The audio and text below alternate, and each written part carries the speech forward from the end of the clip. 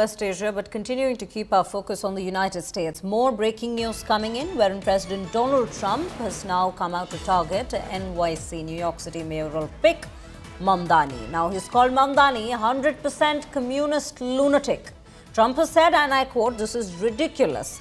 Mamdani looks terrible." Mamdani won the New York City Democratic mayoral primary. Mamdani has secured 43.5% votes in primary ballot. That is the breaking news that's coming in.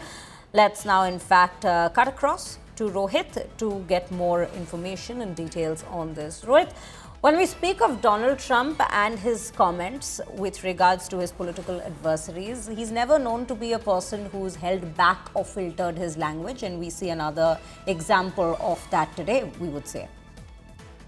I mean, look, there's a lot of backstory in this, Shreya. So one has to understand what's going on in New York, right? So Eric Adams, the current mayor of New York City, was in trouble last year. He was the one who sort of started warming up to President Trump during election last year. He called out the Biden administration on a number of policies, including housing of undocumented immigrants in New York City, and how that was basically not working well within New York City. So I think he was in corruption charges, he being Eric Adams. After President Trump won the election, those charges against Eric Adams were dropped.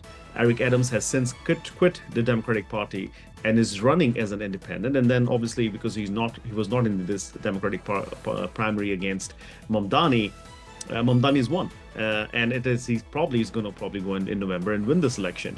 So I think President Donald Trump is, in a subtle way, throwing his support behind Eric Adams, who has found a newfound love with President Donald Trump.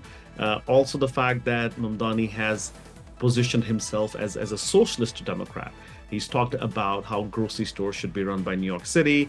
He's talked about a lot of progressive left liberal policies, which frankly are not, nowhere near where President Trump would want to be. So I think it is a combination of factors. I think he's also trying to signal to Eric Adams that he should stay in the race and maybe fight it through. And as far as Mamdani is concerned, really big win as far as an Indian American is concerned.